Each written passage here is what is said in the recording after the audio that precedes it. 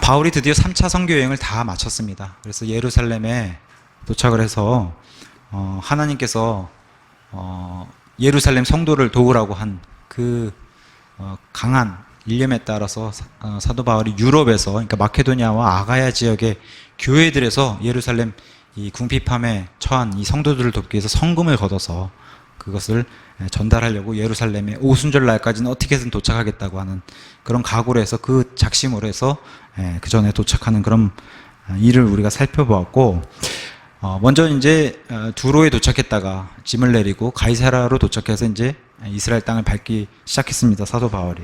그러면서 이제 사도행전 6장에 나오는 7사람 중에 하나인 빌립, 그 빌립이란 복음 전도자로 이제 기록되어 있는 그 빌립을 만나고, 근데 성도들을 만나서 교제할 때마다 성도들이 계속해서 하나님의 말씀, 하나님의 그 대언을 사도 바울에게 알리면서, 바울 형제, 예루살렘에 가면은 결박과 고난이 기다리니까 예루살렘에 안 갔으면 좋겠다, 그런 얘기들을 자꾸 하나님의 대언을 성도들이 하니까 바울이 굉장히 고심하면서 슬퍼했다. 하지만 그래도 바울의 결심은 꺾을 수가 없습니다. 그래서 바울은 결국 예루살렘으로 도착하게 됩니다. 예루살렘에 도착해서 사도들과 장로들인 이 리더들을 만나서 예루살렘 성도들을 위한 그 성금을 전달하니 하나님께 영광을 돌리는 이런 일을 지난 시간에 나눠봤고, 그 다음에 이제 사도 바울이 유럽을 돌면서 전한 이 복음의 말씀이 오해가 생겨가지고 믿는 유대인 그리스도인들과의 오해가 생긴 그 점을 리더들과 함께 푸는 그런 내용이 지난 시간에 살펴본 내용입니다. 그래서 율법은 무조건 안 지켜도 된다라고 하는 이 오해에 대해서 풀기 위해서 바울이 구원에 관한, 율법을 지켜서 구원을 받거나 율법을 지켜야만 구원이 유지된다고 하는 것은 하나님이 일러주지도 않고 하나님의 교리랑 어긋난다. 그래서 할례를 받아서 구원받는다는 그 얘기는 어린 아이가 태어나서 세례를 받으면 구원받는 거랑 똑같은 말이고, 할례를 지켜서 구원이 유지된다는 것은 새벽 기도를 맨날 나가야지만 구원이 유지되는 거랑 똑같은 얘기인데, 그런 일은 있을 수 없다. 다만 구원과 성화를 벗어나서 유대인에게 주어진 율법은 좋은 것이기에 구원과 성화가 아닌 이상은 그런 것들은 지키면 좋은 것이다 해서 바울 스스로가 사도들이 권유한 그런 성전에 들어가서 정결례를 본인 스스로가 하게 됐고, 또 나사렛 사람, 하나님께 서원한 그 사람 4명이 머리를 기른 채로 하나님께 서원해서 서원한 날이 돼서 이제 머리를 자르는 그런 일을 행하는데, 그 성전에서 머리를 자르는 그 일에 비용을 바울이 되는 게 좋겠다. 그래야지만 이 유대인 그리스도인이 바울도 율법을 지키는 사람이구나 하고서 이 유대인 그리스도인과의 오해를 풀 수 있겠다 해서 그 일로 오해를 푸는 일이 기록되어 있었습니다. 그 일 이후에 이제 유대인 그리스도인과는 어느 정도 그런 오해가 풀렸는데, 이제는 등장한 이 유대인 불신자들, 바울을 대적하는 유대인들과의 마찰이 생긴 것을 지난 시간에 내용을 살펴봤습니다. 그 내용인즉슨 성전에 이제 바울과 함께 동행했던 그런 이방인들 중에 그 이방인들, 그리스인들을 그 성전 안에, 이방인 뜰이 아닌 이방인 뜰의 경계를 넘어가가지고 성전 안에 이방인들 들이면 안 되는 그 공간에 바울이 이방인들 데려갔다고 선동을 한 사람들이 생기고, 그 선동에 흥분한 군중들이 바울을 죽일 듯이 때리는, 실제로 죽이려고 때리는 그런 일들이 벌어지고 예루살렘에 큰 소동이 일어나니 예루살렘 성전 옆에 성체에 주둔하고 있는 이 로마의 총대장인 루시아가 1000명의 이제 군사를 거느리고 있는 이 대장이죠. 그래서 이 총대장과 로마 군인들이 출동을 해가지고 이 바울을 거기서 건져서 도대체 무슨 일인지 신문해 보려고 하는 그런 상황에 이제 지난 시간에 내용이 끝났습니다. 그러면서 바울이 그리스 말을 하면서, 나는 그리스 말을 할 수 있는 그런 사람이고 내가 이 백성들 앞에서 변론할 수 있는 기회를 달라 했던 게 지난 시간에 여기까지 나눈 21장의 내용입니다. 그래서 오늘은 바울이 이제 성체로 가는 길에 멈춰서서 루시아 대장에게, 총대장에게 허락을 받고 백성 앞에 변론을 하는 것으로 시작하고 있습니다. 그래서 바울의 변론은 곧 간증입니다. 그래서 이 바울이 간증한 내용이 22장 1절부터 21절까지 나오는 겁니다. 그래서 바울의 변론은 곧 사도행전 9장에 나왔던 그 간증을 고스란히 여기서 하고, 또 26장에서, 그래서 사도행전은 총 3번에 나눠서 9장, 22장, 26장에 그래서 사도 바울의 이 간증을 우리가 살펴볼 수 있습니다. 그러니까 어떤 사람이 얘기해요. 저도 예수 그리스도를 만난 얘기를, 제가 처음에 사랑침례교회 가니까, 아니 어떻게 예수님 만나게 됐습니까? 해서 제가 쭉 설명했어요. 어떤 사람 만나서. 또 누가 오더니, 아, 예수님 어떻게 만나셨어요? 그래서 또 얘기했어요.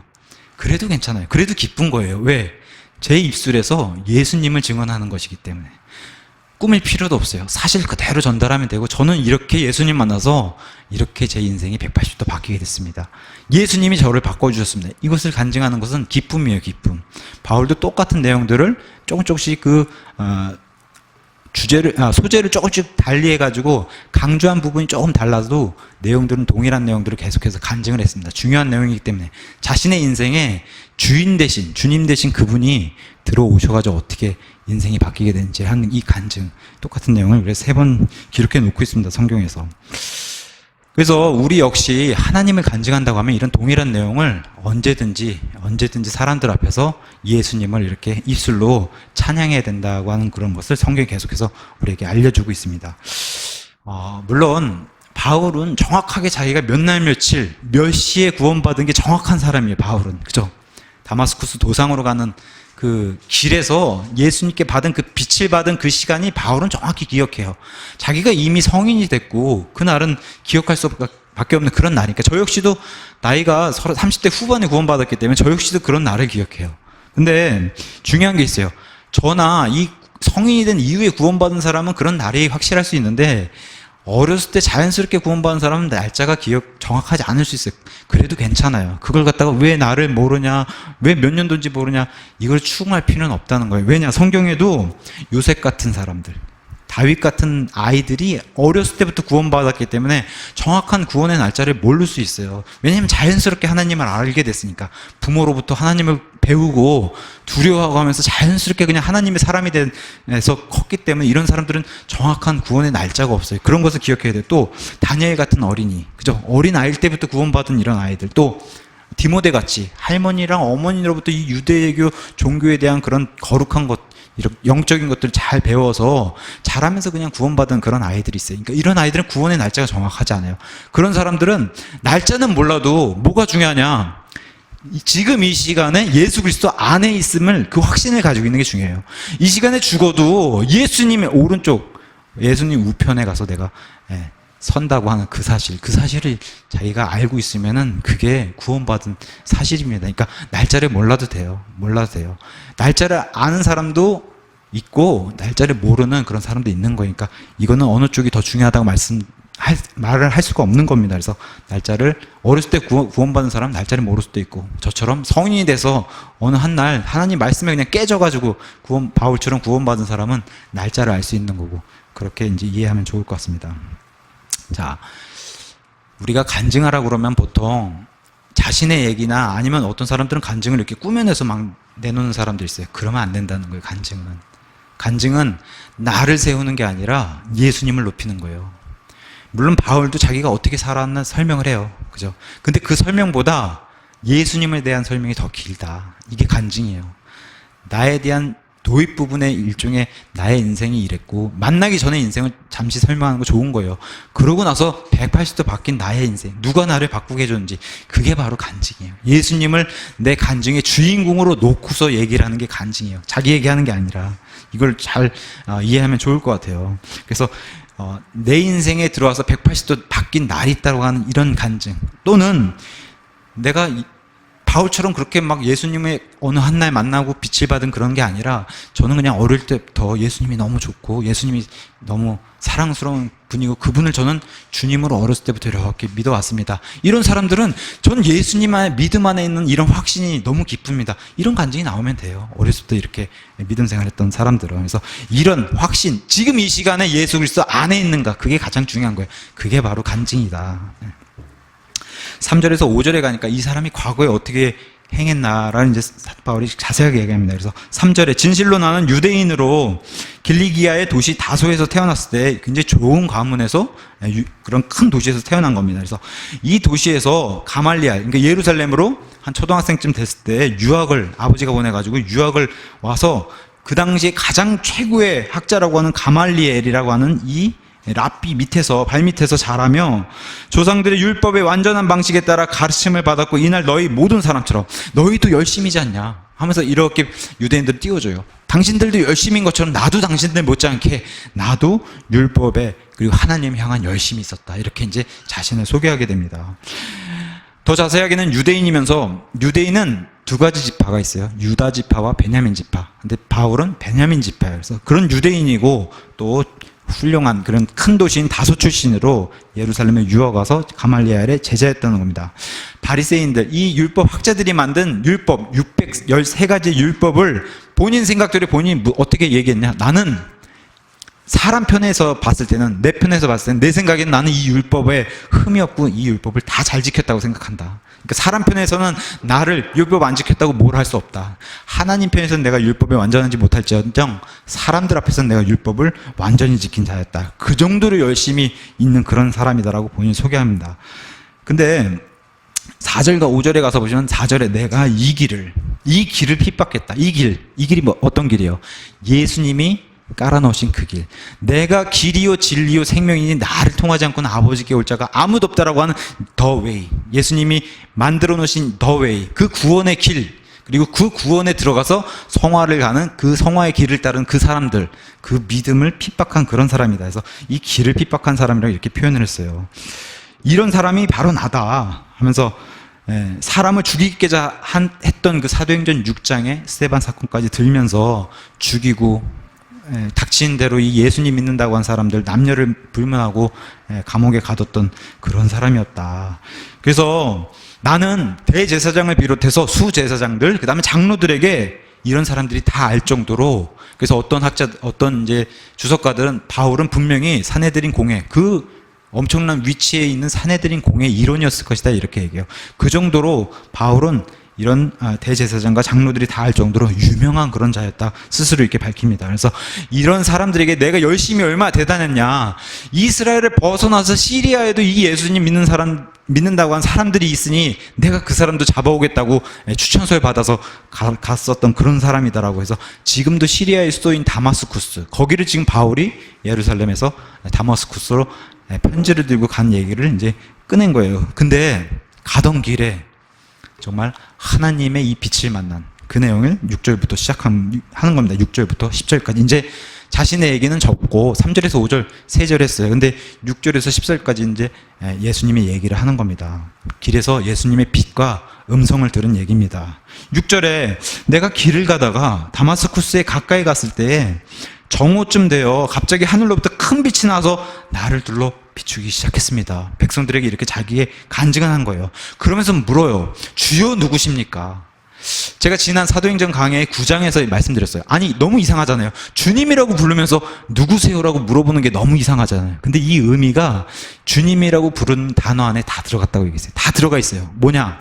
자신이 지금까지 하나님을 믿는다고 하고 그 하나님을 주님으로 섬긴다고 이렇게 구약의 율법을 다 지키면서 그렇게 지내왔던 그런 자인데, 그리고 누구보다도 바리새인 중에 바리새인이라고 했던 그런 자인데, 지금 신약 시대가 되고 나서 베드로 사도들을 비롯해가지고 많은 성도들이, 또 예루살렘 교회들이, 성도들이 본인들이 예수님을 메시아로 믿고 예수님 믿는 사람들이 너무, 이분이 구약의 여호와라고 사람들이 너무 그러니까 바울에게 계속 물음표가 따라다녔던 거예요. 도대체 예수님이 정말 메시아일까? 자기가 봤을 때는 말도 안 되는 얘기고 그렇게 얘기한 사람들 다 죽이고 싶었는데, 도상에서 그 빛을 만났을 때 드디어 바울의 이 궁금증을 풀기 위해서 저에게 빛을 비춰준 이분은 주님이 맞으신데 과연 제가 궁금증을 가지신 그분이십니까? 하는 그런 의미가 여기 다 들어가 있는 거예요. 주님 누구십니까? 했을 때 바로 대답이 나오잖아요. 나는 내가 핍박하는 예수다. 이거 참 바울 입장에선 그냥 꼬꾸라지고 정신이 나갈 그럴 대답이에요. 사도행전 9장 가서 보시면 예수님의 대답이 좀 더 길어요. 그게 다른 성경에 다 삭제되어 있어요. 뭐라고 예수님 말씀하시냐. 가시채를 걷어차기가 내게 고생이다. 너 참 고생이 많다. 왜요? 가시채를 스스로 걷어차고 있어요. 이 가시채가 소가 이렇게 밭을 갈 때 소가 올바른 방향을 가기 위해서 쿡쿡 찌르는 게 이 가시채예요. 근데 그 가시채를 자기가 걷어차고 있다는 거예요. 예수님의 그 가시채를, 올바로 가라고 하는 그 가시채를 바울이 걷어차고 있다 해서 내게 고생이다. 이 대답을 예수님이 친히 해주셨는데 이게 다 삭제되어 있어요. 다른 성경에는. 그러면서 바울이 어쩌면은 듣지 말았어야 할, 아니면 듣고 싶지 않았어야 할 대답이 여기 나오는 거예요. 내가 예수님이란 단어가 안 나왔으면 좋았을 텐데 바울이 궁금증을 가졌던 그 대답이 나와버린 거예요. 주님 누구십니까? 했을 때 제가 혹시 염려하던 혹시 그분이십니까? 했을 때 맞다. 나는 네가 핍박하는 그 예수가 맞다. 근데 오늘 우리 본문의 8절에 뭐라고 얘기해요? 내가 대답하되 주여 누구시니까 하니 그분께서 내게 이르시되 나는 내가 핍박하는 더 정확하게 얘기했어요. 나사렛 예수다. 그렇게 많은 율법 박사 성경 학자들이 뭐라고 해요? 나사렛에서 도대체 대언자가 날 수 있느냐? 그 총구석에서 이렇게 얘기했던 그 동네인데 그 동네 출신인 예수님이 맞다. 본인이 이렇게 얘기하셨어요. 그러니까 바울에게는 얼마나, 그래서 9장에서는 뭐라고 얘기했냐? 내가 핍박한 예수가 맞다라고 얘기했을 때 바울이 떨면서 놀랬다고 얘기해요. 왜요? 본인이 듣고 싶지 않았던 그 대답이었기 때문에 떨면서 놀랬고, 바로 그럼 바울이 근데 참 멋있는 순종의 자세를 보여요. 제가 잘못 알았으면 바로, 그러니까 여기서 180도 돌리는 회개가 나오는 거예요. 바울의 믿음이. 그래서 뭐라고 나냐? 주여 제가 무엇을 해야 합니까? 참 멋진 대답이죠. 예수님 저를 부르셨으니, 예수님 저같이 이렇게 엄청난 죄인 중에 우두머리도 예수님이 불러주셨으니 제가 예수님을 위해서 무엇을 해야 합니까? 했더니 다마스쿠스로 가서 아나니아를 만나라. 그러면 그가 너에게 대답을 해줄 것이다. 이렇게 이제 보냈어요. 여기 이제 9절에서 11절 가서 보시면 같이 있었던 일행들은 빛은 봤는데 음성은 듣지 못했다 했어요. 즉, 이 많은 갇힌 일행 중에서 바울만 구원받았어요. 이렇게 같이 가던 사람들 중에 바울만 구원받는 이런 일이 이제 일어나게 됩니다. 그래서 11절부터 16절에 이제 드디어 예수님이 말씀하신 그 아나니아를 만나서 다시 보게 됩니다. 11절에 내가 그 빛의 영광으로, 이 하나님의 영광이다. 빛의 영광으로 인하여 볼 수 없게 되었으므로 나와 함께 있던 사람들의 손으로 인도를 받아 다마스쿠스로 들어갔노라. 거기서 누굴 만나냐? 12절에 율법에 따라 독실한 사람으로 거기 거하던 모든 유대인에게 평판이 좋은 아나니아라고 하는 이가 이런 사람을 만났다는 거예요. 사도행전 9장에 가서 보시면 이 사람은 예수님의 어떤 제자라고 등장해요. 예수님을 믿는 유대인 성도, 그러니까 즉 아직 그리스도인이라는 단어, 시리아 안디옥 교회가 세워지기 전이니까 그리스도인이라는 단어가 나오기 전이니까 유대인 성도로, 형제, 제자로 등장하게 됩니다. 이런 사람이 이제 바울에게 가라고 하니까 이 아나니아도 예수님께 물음표를 던지죠. 아니, 이 사람은 지금 신약 성도들을 보이는 대로 죽이고 잡아서 결박하는 그런 사람인데 이런 사람에게 가야 하겠습니까? 했더니 가라고 명령하시니까 그 말씀에 순종해서 그냥 가게 됩니다. 그 순종한 모습이 바로 13절에 나오는 거예요. 형제 사오라 하면서 하나님이 보내셨으니까 내가 왔다라고.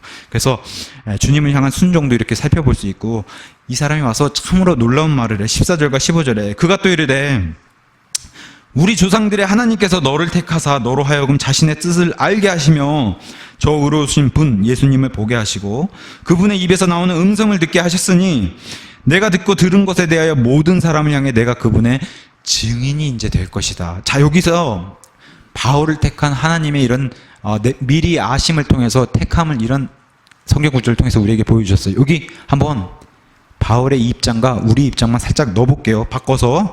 자, 그가 또 이르되 이스라엘의 조상들의 그 아브라함과 야곱과 이삭과 야곱의 하나님께서 저와 여러분을 택하셨어요. 그래서 저와 여러분으로 하여금 하나님의 뜻을 알게 하시고 저 의로우신 분 예수님을 보게 하셨어요. 또 예수님의 입에서 나오는 그 음성도 듣게 하셨다는 겁니다. 저와 여러분도 똑같이. 그래서 저와 여러분이 보고 들은 것에 대하여 모든 사람들을 향해, 세상을 향해서 저와 여러분이 그분의 증인이 되어야 된다라고 성경도 우리에게 동일하게 얘기해 주는 겁니다. 맞습니까? 네. 맞습니까? 네. 자, 이렇게 해서 바울의 이 내용을 전달했어요. 이 내용은 이렇게 이제 내용을 전달하니까 16절에 우리가 이제 곧 오늘 이제 물침례에 대해서 제가 오전에 광고를 드렸는데 그 얘기가 나오는 거예요. 자, 16절. 이제 내가 왜 주저하느냐? 주의 이름을 부르며 일어나 침례를 받고 내 죄들을 씻어버리라. 우리도 침례를 받을 때 이미 구원받은 상태에서 물속에 들어갔다 나와서 하나님께 고백을 하고 물속에 들어갔다 나오는 침수, 푹 잠기는 그 침례를 받습니다. 물침례에는 바로 이런 고백이 있어야 되는 거예요. 주의 이름을 부르며 일어나 침례를, 너 스스로 일어나 의지를 가지고 침례를 받겠다고 하고 침례를 받고 내 죄를 씻어버리라. 근데 오해의 구절이 있죠. 아니, 그럼 물침례 받으면 죄가 씻어지는 겁니까? 성경은 뭐라고 얘기해요? 바울은 에베소서 2장 8절 9절 말씀처럼 믿음을 통해 은혜로 구원을 받는 거예요. 구원은. 근데 물침례를 받았다고 해서 구원받을 수 없어요. 그러면은 목욕탕 주인은 뭐 구원을 너무 많이 받았겠죠. 근데 실제로 이렇게 물침례를 받아야지만 구원이 완성된다고 하는 그런 교리를 가진 그런 교파들이 있기 때문에 미국에도 캠벨파라고 그리스도의 성도라고 하는 그 캠벨파라고 하는 그런 교파가 있어서 물침례 백날 받아야 구원 안 돼요. 그죠? 구원은 이미 다마스커스 도상의 그 길에서 바울은 구원받았어요. 근데 자, 마음으로 믿어 의에 이르고 입술로 시인해서 구원에 이른다고 얘기했어요. 내가 구원받은 사실을 사람들 앞에서 공포하는 것도 중요한 일이에요. 그리고 사람들 앞에서 실천하는 이런 시청님과 교육으로 실천하는 것도 중요한 거예요. 우리가 침례를 하는 거, 예수님이 침례를 명령하신 게 다 그런 의미입니다. 세상 사람들 앞에서도. 그래서 침례를 받을 때 하나님과 하나님의 천사들 앞에서, 그죠? 세상 사람들 앞에서, 또 심지어 마귀와 마귀의 천사들 앞에서 나는 이제 구원받아 예수 그리스도의 그 보혈의 공로로 말미암아 은혜로 구원받은 하나님의 아들입니다 하는 그 사실을 외치고 침례를 받는 중요한 의식이 바로 물침례예요. 그것을 똑같이 아나니아도 바울 네가 앞으로 너도 너의 이후의 성도들을 침례 줄 것이고, 이렇게 바울도 아나니아를 통해서 이런 침례를 받고 자기가 시인했다. 그래서 빌립보서 2장에 이런 말씀이 나옵니다.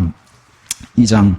그러므로 12절에 그러므로 나의 사랑한 자라 너희가 항상 순종한 것 같이 내가 있을 때뿐 아니라 지금 내가 없을 때에도 더욱더 순종하여 두려움과 떨림으로 너희 자신의 구원을 일하여 드러내라. 밖으로 끄집어내라는 건데, 구원 받았다고 하면은 이런 행위들이 나와야 된다. 너희 안에서 일하서 참으로 자기가 기뻐하는 것을 원하게도 하시고 행하게도 하시는 분은 하나님이신데, 구원 받았다고 하면 너희가 이런 침례에 순종을 해서 고백을 하고 침례 받는 이런 것도 열매로 드러내라는 겁니다. 우리 그 신학원 문제 중에 이런 게 있어요. 선한 사람은, 은혜를 많이 받은 사람은 많은 선한 행위가 나올 수 있어요. 그러면 얼마나 양이 얼마나 될까? 이런 문제가 있는데, 자신이 하나님께 받은 빛의 양에 따라서 받은 양이 많으면은 그 양이 많을수록 많은 은혜의 그런 열매들이 나온다는 거예요. 또 어떤 사람에게 구원받은 특징을 어떻게 알 수 있습니까? 저 사람 구원받은 걸 어떻게 알 수 있습니까? 행위를 통해서. 근데 그냥 행위가 아니에요.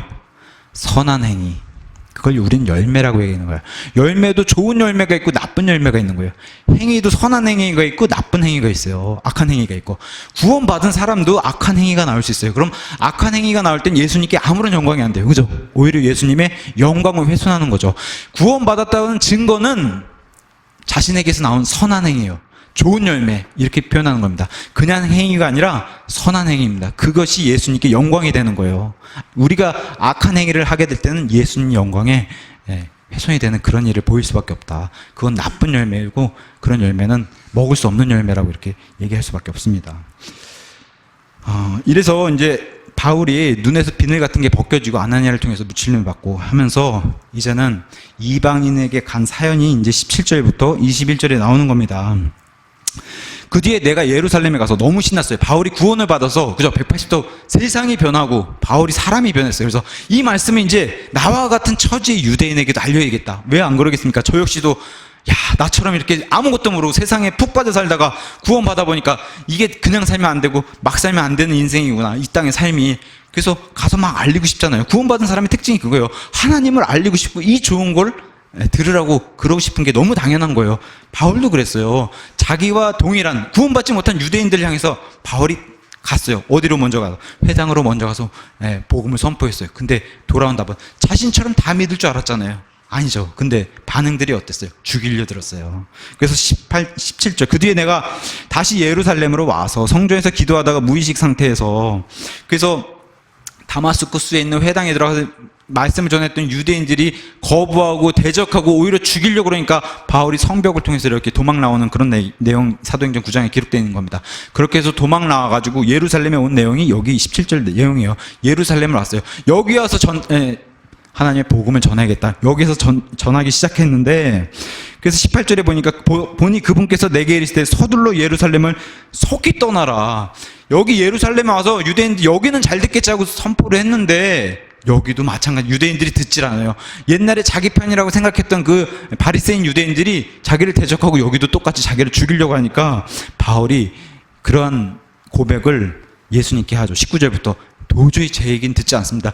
제 사정을 유대인들이 너무 잘 알기 때문에 제 얘기를 들으려 하지 않습니다. 한 내용이 19절부터 나오는 거예요. 내가 이르되 주여 내가 모든 회당에서 주를 믿는 사람들을 감옥에 가두고 또 때리며, 이때는 바리새인들이 제 편이었는데 주의 순교자 스데반이 피를 흘릴 때도 나도 곁에 서서 그의 죽음에 동의하고 그를 죽인 자들의 옷을 지킨 것을 그들이 압니다. 저 역시도 스데반을 마음속으로 죽인 자였고 그 옆에 제 동료들도 동일하게. 근데 그들이 저를 잘 압니다. 근데 제가 반대편에서 이제 복음을 전하니까 제 얘기를 듣지 않습니다.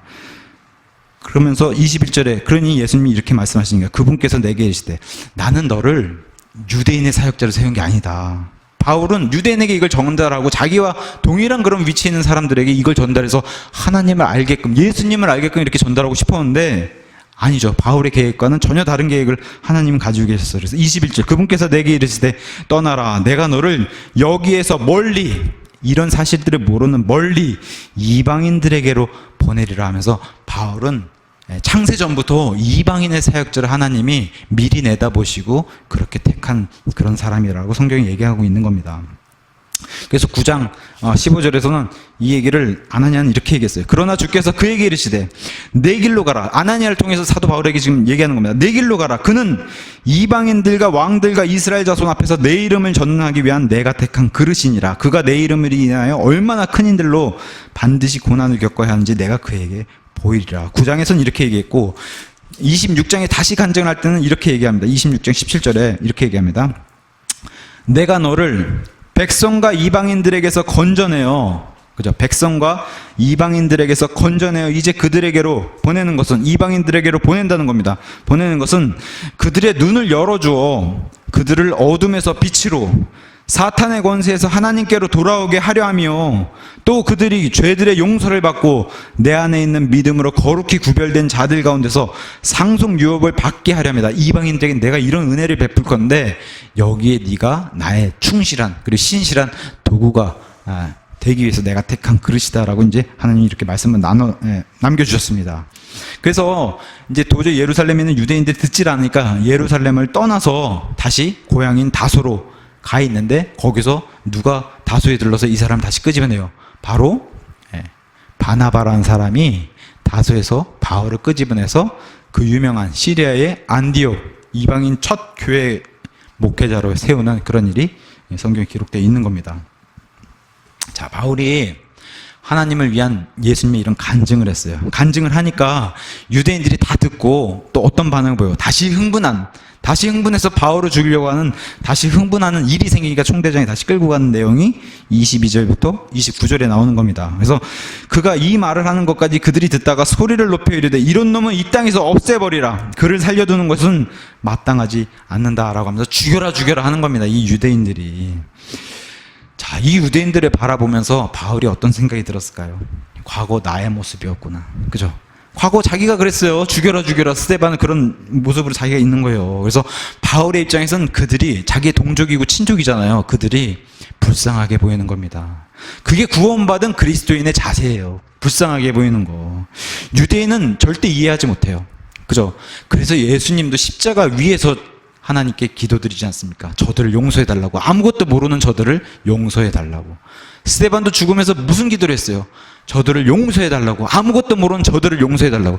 구원받은 사람이 이해할 수 있는 겁니다. 불신자들을. 불신자가 구원받은 사람을 이해할 수 없어요. 그죠? 그 얘기를 하는 겁니다, 지금. 바울은 지금 유대인의 행동을 이해하고 있어요. 왜요? 본인도 그런 사람이었기 때문에. 과거에 예수님도 이해했고 스데반도 이해한 겁니다. 그래서 우리 역시도 우리가 세상에 들어가서 이방인들과 섞여서 이방인들과 같이 살지는 않고 같이 어울리진 않지만, 구원받은 우리가 이방인이었던, 과거에 우리도 이방인이었잖아요. 그런 불신자였고, 그런 상태를 우리도 겪어봤기 때문에 우리가 더 이해해야 된다는 거예요. 이 불신자들을. 그들을 어떻게 불쌍하게, 긍휼하게 여겨야 된다. 그 얘기를 여기서 하는 겁니다. 자, 레위기 19장 33절에서 34절에 이렇게 얘기하고 있습니다. 출애굽할 때 이집트 땅에서 나왔어요, 이스라엘이. 근데 하나님이 이스라엘에게 항상 이런 얘기를 해요. 나그네를 멸시하지 말아라. 나그네를 멸시하지 말아라. 너희도 옛날에 나그네 상태였다. 나그네를 멸시하지 말아라. 그래야 그들이 너희 안에 들어와서 하나님을 영광을 구원받을 수 있고 영광을 높일 수 있다. 이 얘기를 이제 이렇게 합니다. 나그네가 너와 함께 너희 땅 이스라엘 땅에 머물거든 너희는 그를 괴롭히지 말고 너희와 함께 거하는 그 나그네를 너희 가운데서 태어난 백성, 이스라엘 백성처럼 여기라는 거예요. 그리고 너희 자신과 같이 사랑하라. 이게 바로 이웃사랑이라는 거예요. 불신자들과 같이 어울리라는 게 아니에요. 근데 그들이 왔을 때 그들을 같이 이렇게 귀하게 여기주면 이들이 하나님을 믿을 가능성이 커진다는 겁니다. 그 얘기를 하는 거예요. 너희는 이집트 땅에서 나그네였느니라. 너희도 과거에 나그네였으니까 그 심정을 잘 알 거 아니냐. 나는 주 너희 하나님이니라. 내가 이렇게 명령한다. 출애굽기 23장 9절에 또 이렇게 얘기합니다. 하나님께서 너는 또한 나그네를 학대하지 말라. 불신자를 학대하지 말라. 이렇게 얘기하는 거예요. 너희가 이집트 땅에서 나그네였은즉 그들의 도움을 받았은즉 나그네의 심정을 너희가 알기 때문에 아는 사람이 더 심하게 하면 안 된다는 거예요. 너희가 나그네였기 때문에 나그네를 극진히 대접하고 그 나그네를 하나님께로 인도할 수 있는 그런 백성이 돼야 되는데 이렇게 하지 못했어요. 이스라엘이. 우리 역시 똑같다는 겁니다. 불신자를 불쌍히 여기고서 그들에게 하나님을 좀 더 알리려고 이렇게 해야 되는데 어떤 면에서 우리도 불신자를 이렇게 선구어 놓고 그렇게 지내는지 아는지. 우리가 불신자하고 이렇게 어울려서 놀라는 게 아니에요. 불신자를 긍휼히 여기고서 하나님 말씀을 전하려고 하는 그런 마음을 가지라는 겁니다. 백성이 다시 흥분했어요. 다시 죽이려고 드니까 이 총대장 루시아가 다시 와가지고 무슨 용문인지 몰라가지고 와서 안 되겠다 싶어서 바울을 채찍질해서 신문해야 되겠다고 이렇게 할 때에 바울이 과거 사도행전 16장에 빌립보 감옥에 갇힐 때 그때는 맞고 나서 로마인인 걸 밝혔는데 지금은 맞기 전에 로마인인 걸 밝혀요. 그래서 로마인인 것을 알리니까 이 루시아가 그러잖아요. 나는 돈 주고 샀다. 로마인 이 신분을. 근데 바울은 뭐라고 해요? 나는 태어나면서 로마인이다. 나는 좋은 가문에서 태어난 그런 사람이다. 그러니까 루시아랑은 또 비교가 더 안 되죠. 그때 루시아가 로마인인 것을 알고 두려워하기 시작합니다. 이 총대장, 1000명을 거느리는 이 군대 대장이 이 사람이 로마인인 것을 알고서 두려워해요. 그래서 저는 이런 자국민을 보호하는 로마의 법도 이런 것을 보면서 엄격한 이런 법에 대한 두려움을 갖는 이 총대장 역시. 그래서 이런 것이 참 우리가 사는 이 대한민국의 입장에서는 참 부럽다. 자기 자국민을 이렇게까지 보호해주는 이런 엄격한 법에 따라, 이 로마의 법에 따라 이렇게 질서 있는 모습이 참 부럽다. 이제 그렇게 생각이 됩니다.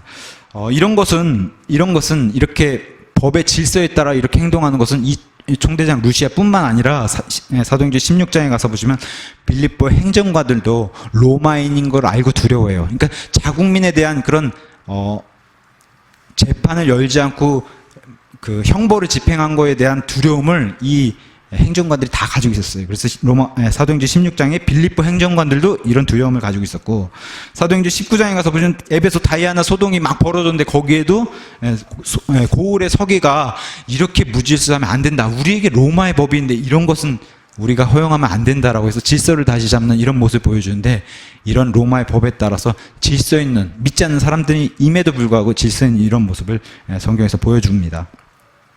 자, 드디어 총대장을 통해서 로마인인 것도 밝혔으니 총대장이 이제 로마인을 이렇게 재판 없이 형벌에 처하는 것은 안 되니 무슨 일이 벌어진지, 총대장의 그런 권력 하에 바울을 사내들인 공회를 세워서 거기에 세우는 게 좋겠다고 총대장이 사내들인 공회를 열게 됩니다. 그게 이제 30절부터 23장 10절까지 나와요.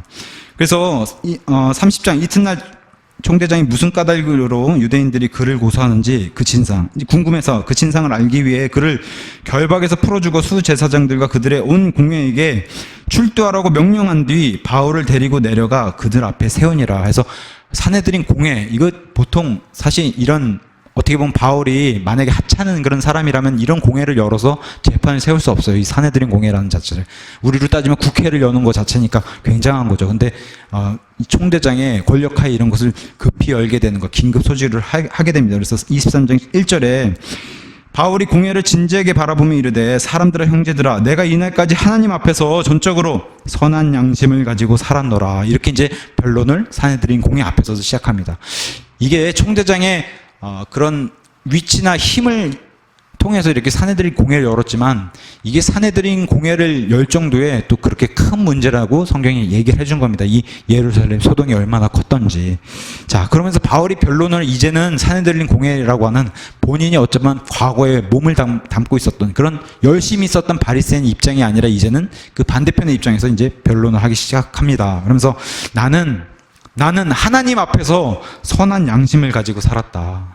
그래서 바울은 계속해서 그리스도인에게 요구를 계속합니다. 너희들이 양심을 선하게 하고 깨끗이 닦고 하는 것을 굉장히 중요하게 여겨야 된다. 나는 내 양심을, 하나님이 주신 이 양심을, 양심이 굉장히 민감하잖아요. 구원받으면 특히나 더 양심이 민감해져야 되는 게 정상인 그리스도인이라고 얘기해요. 그러니까 구원받고 난 이후에 거짓말을 하거나 아니면 질서에 역행한다든가 이러면 양심에 찔려서 못 견뎌야 하는 게 정상적인 그리스도인이에요.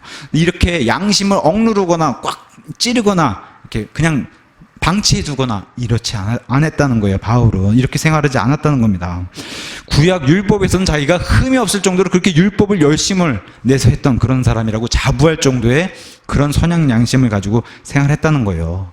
고린도후서 4장 4절에 가서 보시면 이 땅의 통치자인 마귀가 믿지 않는 불신자들의 눈을 막 암막 커튼처럼, 우리 여기 블라인드 치면 빛이 안 들어오지 않습니까? 이렇게 마귀가 막는다는 거예요. 막으니까 사람들에게 복음이 전달 안 될 정도로. 지금 바울도 구약의 율법은 그렇게 박사인데 예수님을 모를 정도로 이렇게 암막 커튼이 쳐져 있었는데, 블라인드가 돼 있었는데, 그것을 지금 예수님이 통해서 구원받아서 열리니까 지금 바울이 이렇게 간증하는 겁니다. 그래서 내가 선한 양심을 가지고 과거에는 기독교인들 핍박하고 죽이기까지 했지만, 그때는 저 블라인드 틈으로 들어오는 저 빛, 조그만 저 빛, 그 빛을 쐬가지고 그 빛에 한해서는 내가 선한 양심이었다. 내가 알고 있는 내 지식에 한해서는 내가 하나님 앞에 투명한 그 빛의 양에 따라서는 내가 하나님 앞에 선한 양심을 가지고 그렇게 행동했다는 겁니다. 아까도 말씀드렸지만 구원받은 특징을 어떻게 알 수 있나? 선한 행위. 그냥 행위가 아니에요. 선한 행위를 통해서, 좋은 열매를 통해서. 여기에서 동일하게 되는 말이 선한 양심을 가지고도 포함되는 거예요. 선한 양심을 가지고 선한 행위를 통해서 내 구원을 드러낼 수 있다라고 사도 바울도 동일하게 증언하고 있는 겁니다. 그래서 우리가 교회 안에서 어떤 성도들을 향해서라든가 이 성도들의 양심을 억누르거나 양심을 매게 하는 이런 일은 교회 리더들이나 목회자가 할 일이 해서는 안 되는 일이라고 우리는 얘기합니다. 특히나 우리 같은 교회가 가장 중요하게 생각하는 게 영혼의 자유예요. 양심의 자유예요. 그 사람이 원하는 대로 스스로 예수님 앞에 회개보고하는 그날에 회개보고하게끔 본인 스스로의 선택은 가장 중요시 생각하는, 그걸 영혼의 자유를 가장 높이 존중하는 그런 가치를 치는 게 우리 교회의 기치입니다. 그런 것을 우리가 잘 알아야 됩니다. 어떤 분은 교회에 누가 오면은 반갑잖아요. 좋고 교회에 오는 사람은 반기는데, 가는 사람의 그런 선택이나 영혼의 자유와 양심의 자유도 우린 존중해 줘야 된다라고 그렇게 믿습니다. 가는, 교회를 떠나고 싶어 하는 사람들의 양심조차도 우리는 축복해서, 그러면 다른 곳에 가서 좋게 잘 믿음 생활 하시라고 이렇게 축복해 주면서, 앞날을 축복해 주면서 떠나 보내야 되는 게, 그 사람의 양심이 그걸 선택했기 때문에 그것까지 침해하지 않으려고 하는 게 우리의 가치라는 거예요. 어떤 사람이 가고 싶어요. 교회를 떠나고 싶은데 붙잡아서, 그래서 여기서 같이 믿음 생활해야지, 가면 되겠어 하고 붙잡아서 부추겨서 가고 싶은데 이 사람은 억지로 남게 하는 거, 이것은 영혼의 자유를 우리가 침범하는 그런 일이라고 우리는 믿습니다. 이것은 붙잡는 게 이게 사랑이 아니라 오히려 이 사람을 막는 그런 일이라고 우리는 믿습니다. 어떤 분은 그런 얘기도 했어요. 교회를 떠나면서 제가 그래도 남아달라고 얘기하면 남을 수도 있었는데, 이렇게 얘기하는 사람들도 있어요. 붙잡아서 남는 것을 어떻게 봐야 될까? 이걸 믿음으로 과연 봐야 될까요? 부탁해서 이걸 같이 믿음 생활하는 것을? 우리는 그런 영혼의 자유를 믿지 않아요.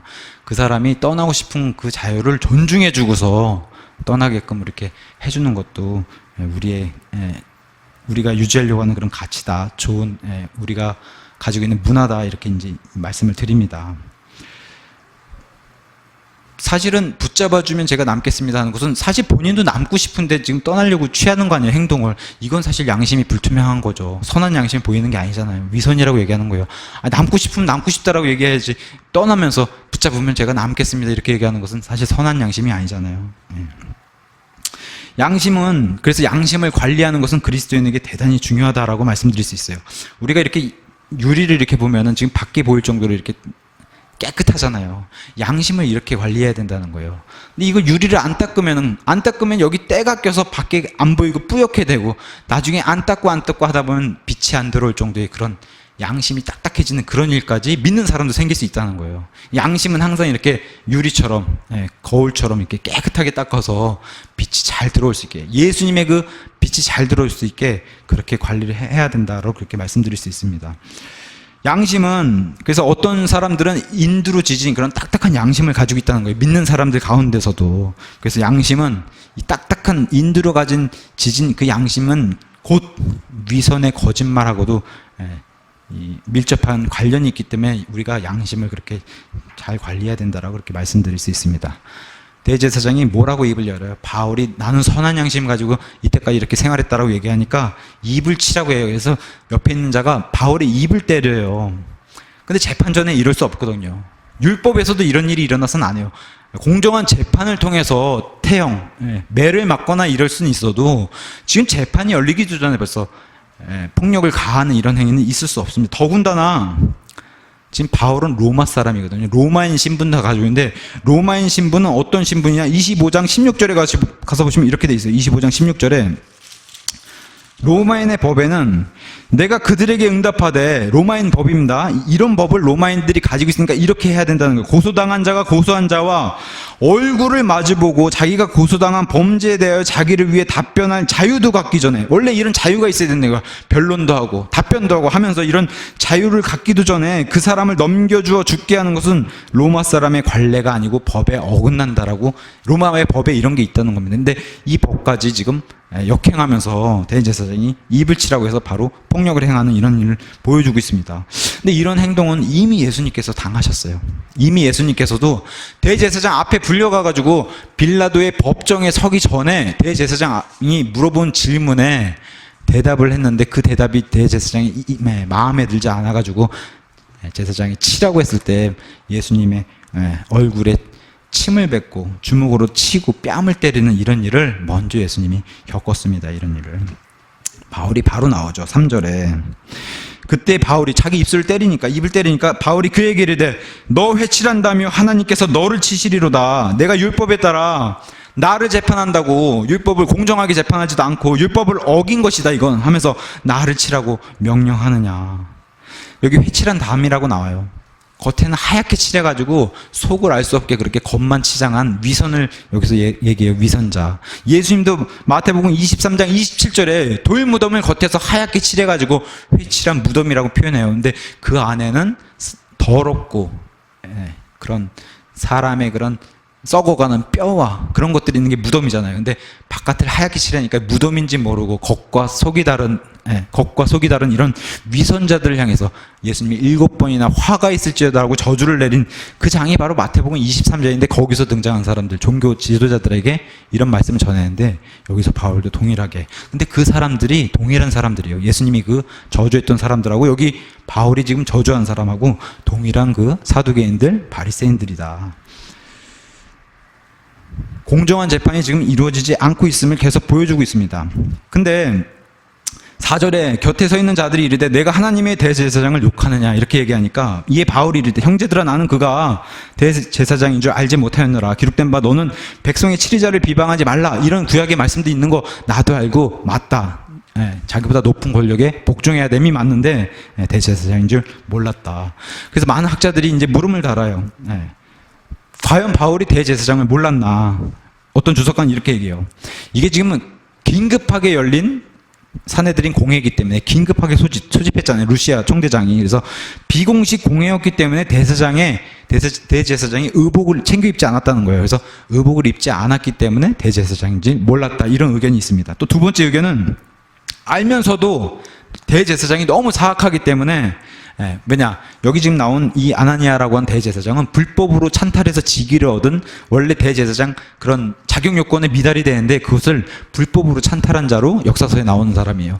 이런 사람이기 때문에 바울이 알면서도 대제사장을 이렇게 모른다고 했다. 이렇게 이제 두 번째 의견이 있고, 세 번째 이유는 성전의 휘장이 찢어지면서 이제 구약이 끝나고 신약 시대가 열렸는데 성전의 휘장이 찢어지고 나서 진짜 하늘의 대제사장인 예수 그리스도가 있기 때문에 인간 대제사장을 인정하지 않는 모습이다. 이렇게 이제 얘기한 주석가들도 있고, 마지막 네 번째는 이런 의견이 있습니다. 대제사장인 저 인물을 향해서 얘기한 게 아니라 대제사장의 직분과 존엄성을 내가 잠깐 망각했다. 잠깐 깜빡했다. 맞다.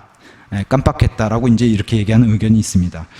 근데 이런 여러 가지 의견 중에 제일 적절한 의견이 아마 1번 의견 같아요.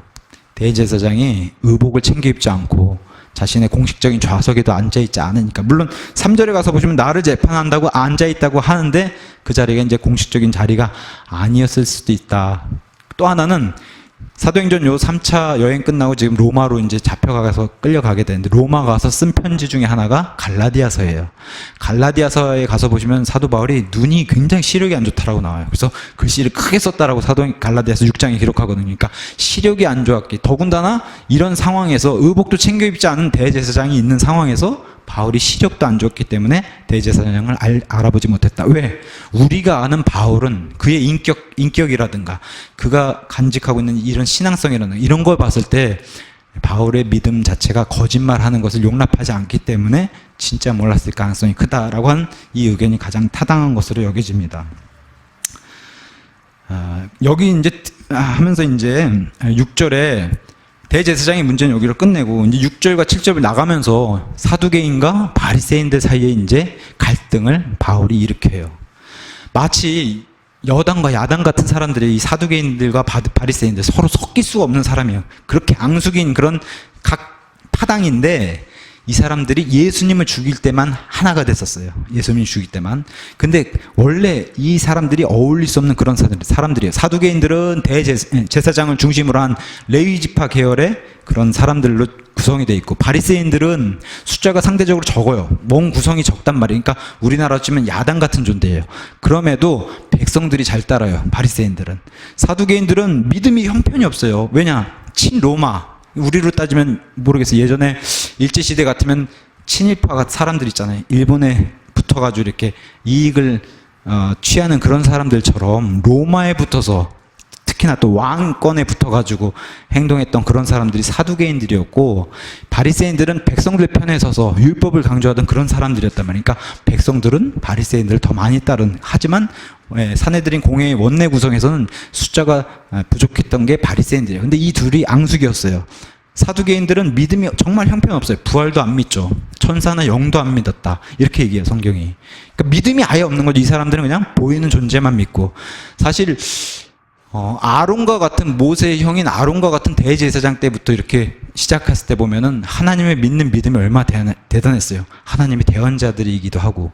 근데 시간이 지나면서 이런 사람들이 됐다는 거예요. 그런 제사장 계열 사람들이. 하나님도 안 믿고, 그죠? 부활도 안 믿고. 그냥 이 땅에서 잘 사는 것만 추구했던 그런 사람들로 성경이 그려주고 있습니다. 이와 반면에 백성들이 따랐던 바리새인들은 어떻게든 그래도 하나님의 말씀인 율법, 성경 말씀을 따르려고 했던 사람들. 다만 사람을 너무 죽이려고 했던 거예요. 이 율법을 가지고 613개나 이 율법을 쪼개서 만들어서 사람을 오히려 잡는 그런 일을 벌인 게 바로 바리새인이다. 근데 이 둘이 앙숙인데 바울이 지혜를 발휘해서 이 둘을 갈등을 불러일으키죠. 6절에 그러나 바울이 그들의 한 부분은 사두개인이요 다른 부분은 바리새인인 줄 알고 공회에서 외쳐 이르되 사람들아 형제들아 나는 바리새인이요 또 바리새인의 아들이라 죽은 자들의 소망과 부활로 인하여 내가 불려와 신문을 받노라. 내가 죄가 있다면은 죽은 자들의 소망인 부활로 인한 것밖에 없다. 그래서 이렇게 얘기하는 거예요. 부활로 있는 것밖에 없다. 24장 15절에 가서 동일한 얘기를 이렇게 얘기합니다. 14절에 그러나 내가 이것을 각하께 벨릭스 각하께 고백하오니 곧 나는 그들이 이단이라고 하는 그 길을 따라 내가 지금 이단이라 불리고 있습니다. 내 조상들의 하나님께 그렇게 경배하고 율법과 대언자들의 글에 기록된 모든 것을 믿는 그런 사람인데 내가 지금 이단으로 불리고 있습니다. 불린 까닭이 15절 또 그들도 스스로 인정하는 바 하나님을 향한 소망을 내가 가졌으니 바리새인들도 이걸 인정하지 않습니까? 부활, 하나님을 향한 소망. 그것은 곧 죽은 자들의 부활, 즉 의로운 자들의 부활과 불의한 자들의 부활이 있으리라는 겁니다. 부활 때문에 내가 이단으로 불린 사람입니다. 26절, 7절과 8절에 아그리빠 왕 앞에서도 동일하게 부활에 대해서 이렇게 설명합니다.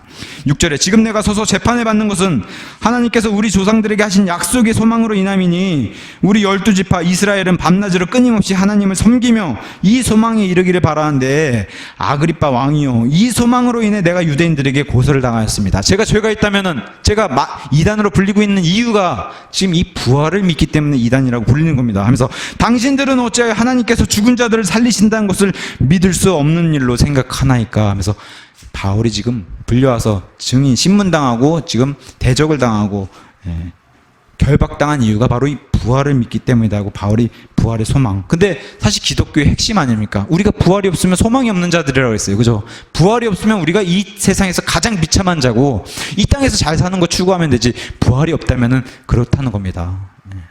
근데 우리에게는 가장 큰 소망이 부활이에요. 부활. 자, 그래서 9절에 가서 보시면은 이 바리새인들 일동이 사도 바울의 편을 들어주는 것처럼 이렇게 행동을 취해요. 근데 정작 바울의 편을 들어주는 게 아니라 사실 바리새인들 입장에서는 사두개인들이 싫기 때문에 바울의 편을 들어주는 척하는 겁니다. 진짜로 바울의 편을 들어주는 게 아니라. 그래서 서기관들이 일어나서 행동을 하죠. 바울을 우리가 대적하지 말자. 바울을 대적하면 하나님을 대적하는 건지도 모르겠다라고 사두개인들을 싫어해서 이렇게 행동을 취하게 됩니다. 그래서 총대장이 다시 바울이 위험에 처한 것을 보고 바울을 데리고 성채안을 급히 들어가게 됩니다. 왜냐? 거기 놔두면 그 자리에서 그냥 죽임을 당할지도 모르니까. 왜냐하면 산헤드린 공에서 태형을 당하거나 죽이는 그런 권한도 로마에서 부여했기 때문에 율법에 따라 죽일 수 있는 권한을 산헤드린 공에 부여했기 때문에 그 자리에 있으면은 바울이 죽일 처지에 당했으니 총대장 루시아가 꺼내서 로마인인 그 사람의 신분으로 꺼내서 성채안을 데리고 들어간 이런 일이 벌어집니다. 그랬더니 11절에 그날 밤에 주께서 그의 곁에 서서 이르시되 바울아 기운을 내라 네가 예루살렘에서 나에 대해 증언하였듯이 반드시 로마에서도 증언하여야 하리라. 바울이 지금 쭉 다운이 됐단 말이에요. 첫 번째 다운된 이유가 결박과 고난은 사실은 미리 알고 있던 내용이잖아요. 예루살렘에 가면 반드시 이런 일이 있으리라고 하는 것은. 근데 바울이 가지고 있던 것은 동족을 향한 근심이었어요. 마음의 근심. 그래서 로마서 9장 1절에서 4절 가서 보시면은 바울이 늘 마음 한켠에 이 유대인들이 좀 돌이켰으면 좋겠다라고 하는 이 근심이 있었어요. 그걸 이렇게 9장 1절에 표현했어요. 9장 1절에 내가 그리스도 안에서 진실을 말하고 거짓말을 하지 아니하노라. 내 양심도 성령님 안에서 나에 대해 증언하거니와 내게는 마음속에 큰 근심이 있고 계속해서 슬픔이 있느라. 왜 그러냐면 육체에 따른 내 형제들, 내 친족들 이스라엘입니다.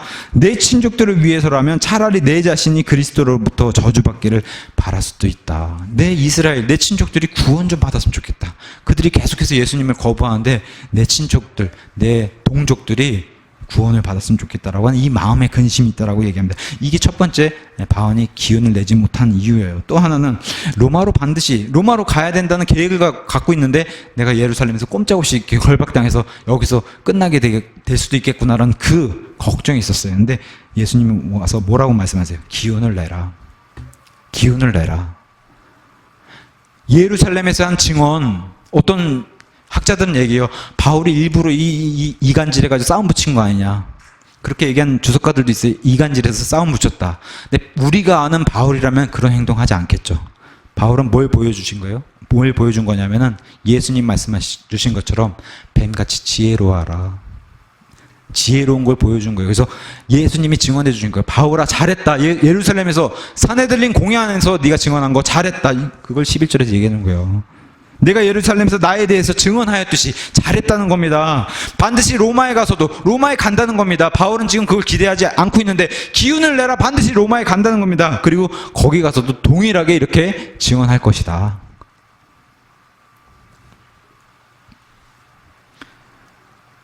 이 세상 살기 너무 힘들잖아요.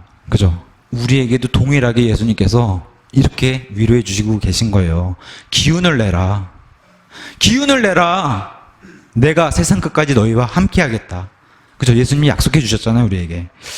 자, 이런 위로가 지나고 났더니 또 큰 문제가 발생해요. 그건 뭐냐? 유대인들이 바울을 죽이려고 작정했다는 거예요. 40명 이상이. 그래서 팔을 만들어가지고 바울을 죽이겠다는 팔을 만들어서 이 음모를 꾸며가지고 총대장이 데리고 나오면 공회를 끌고 나오면 죽이겠다 그 사이에 이런 계획을 갖고 있는 겁니다.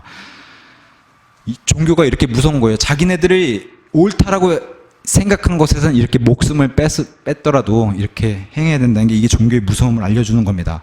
요즘 중국에 동방번개라고 하는 이단이 있어요. 동방번개. 지금 유튜브에도 많이 동영상이 올라옵니다. 다른 이름은 전능하신 하나님의 교회라고 떠요. 또 하나는 하나님의 사랑의 교회라고 떠요. 더 줄여서는 전능신교라고 해서 떠요. 지금 굉장히 많이 유튜브에 동영상 많이 찍어서 올려놓은 그런 이단 그 교회가 있어요.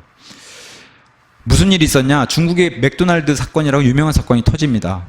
일가족 5명, 이 전능신교의 일가족 5명이 전도를 하기 위해서 옆에 테이블에 있는 여성 한 명에게 전도를 하면서 전화번호를 달라 그랬는데 그 여성이 거부를 해요. 근데 그 자리에서 그 여성을 죽여버려요. 그 자리에서. 그래서 2명은 사형, 그다음에 1명은 무기징역, 1명은 또 10년형, 1명은 7년형 이렇게 선고받은 내용이에요. 그 5명이 일가족인데 이게 종교의 무서움이라고 우리 눈앞에서도 벌어지는 거예요. 근데 여기 지금 바울을 향해서도 유대인들이 자기가 믿는 신념에 따라서 이렇게 바울의 목숨도 뺏어도 된다고 하는 이런 종교의 무서움을 보여주고 있습니다. 굶겠다고. 근데 이제 재밌게도 이제 러크만 목사님 같은 경우는 이렇게 설명해 놨어요. 여기 지금 바울을 죽이기 전에는 내가 굶겠다. 먹지도 않고, 먹지도 않겠다. 이렇게 이제 각오를 했잖아요. 근데 이 사람들은 바울을 못 만났어요. 이 사람들이 정말 종교심이 투철한 사람이라면은 40명 다 굶어 죽었어야 돼요. 왜? 바울을 못 만났기 때문에. 그잖아요. 자기네들이 바울을 만나지 않으면, 바울을 죽이지 않으면 자기네들이 먹지도 않겠다라고 그렇게 각오를 했으니, 정말 이 투철한 각오와 종교심이 있다면은 바울을 만나지 못했기 때문에 이 40명은 다 굶어 죽어야 된다. 이렇게 이제 재미있는 주석도 달아놨습니다. 이 사람들은 바울 근처에도 가지 못했기 때문에.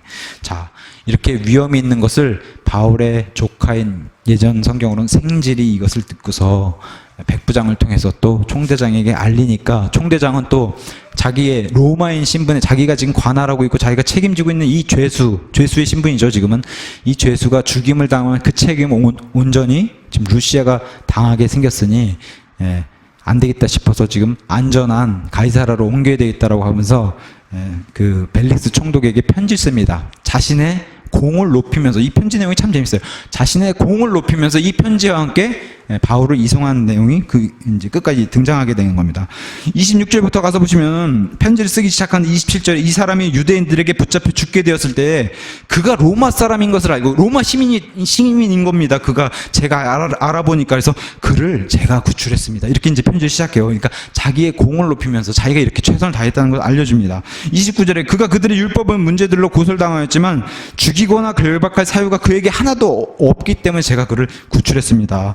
또 그런 와중에 30절에 유대인들이 숨어서 이 사람을 죽이려고 하니 제가 벨릭스 총독 앞으로 보내겠습니다 하고 제가 이렇게 최선을 다했습니다라고 하는 이 편지 내용과 함께 심지어 왕의 행렬과 같은 470명의 기마, 그다음에 창병과 병사들을 붙여가지고 470명, 그래서 밤새도록 60km를 가가지고 안디바들이라고 하는 31절에 도시에다가 먼저 도착을 해서 이 기병 70명만 남겨두고 400명은 이제 복귀를 하고 70명이 다시 40km를 가서 가이사라의 벨리스 총독 앞에 바울을 이제 이송을 하게 되는데, 바울은 이제 죄수의 신분으로 지금 계속 가고 있는데 벨리스 총독이 이 편지도 보고, 또 그가 길리기아의 다소라고 하는 또 그리스 말을 쓰고 로마 신분을 가진 이런 사람임을 알고, 그래서 고소인들이 올 때까지 감옥이 아닌 35절에 보면 헤롯의 재판정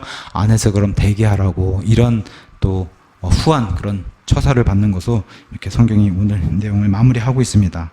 그래서 오늘은 사도행전 22장, 23장 해서 쭉 내용들이 어렵지 않기 때문에 이렇게 해서 2장에 걸쳐서 내용을 살펴보았습니다. 오늘 여기까지 하도록 하겠습니다.